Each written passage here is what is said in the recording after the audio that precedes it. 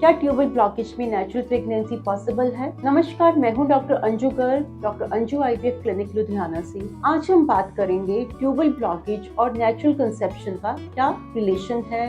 तो सबसे पहले तो हमें ये समझना है कि ट्यूब्स का नेचुरल कंसेप्शन में रोल क्या है। इसके लिए हमें समझना होगा जो फीमेल रिप्रोडक्टिव ट्रैक है उसमें ये ओवरीज हैं, ट्यूब्स हैं, यूट्रस है और वजाइना है। थ्रू वजाइना सीमन जिसमें कि स्पर्म होते हैं वो एंटर करते हैं यूट्रस में, और जो एग है वो थ्रू ट्यूब्स एंटर करता है।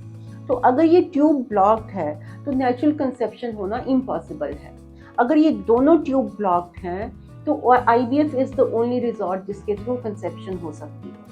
और अगर एक ट्यूब ब्लॉक है तो कभी कभी नेचुरल कंसेप्शन के चांसेस होते हैं अगर ओवुलेशन उस साइड पे होती है जिस साइड की ट्यूब ब्लॉक नहीं है। नेक्स्ट है कि ट्यूबल ब्लॉकेज के कारण क्या क्या है। सबसे पहले कारण है पेल्विक इंफेक्शन। किसी भी तरह की पेल्विक इंफेक्शन है वो ट्यूब को ब्लॉक कर देती है। ट्यूबरक्लोसिस इंडिया में most common cause of tubal blockage है। फिर अगर पेशेंट को एंडोमेट्रियोसिस है वो भी ट्यूबल ब्लॉकेज का कॉज बनती है। फोर्थ इज कि अगर कोई पेल्विक सर्जरी है उससे अंदर एडिशंस बन जाती हैं जो कि ट्यूब्स को बंद कर देती है। इसको डायग्नोस करने के लिए हमें हिस्टेरोसैल्पिंगोग्राफी टेक्निक का सहारा लेना पड़ता है, जिससे हमें पता चलता है कि ट्यूब्स ओपन है या क्लोज्ड। और फिर ट्रीटमेंट पार्ट पे आते हैं। अगर माइल्ड इंफेक्शन है उसको हम मेडिसिन के द्वारा ट्रीट करते हैं। एडिशंस ब्रेक करने के लिए लैप्रोस्कोपिक सर्जरी हेल्प करती है। अगर दोनों ट्यूब्स ब्लॉक्ड हैं तो कंसीव करने के लिए आईवीएफ ही एक ऑप्शन रह जाता है।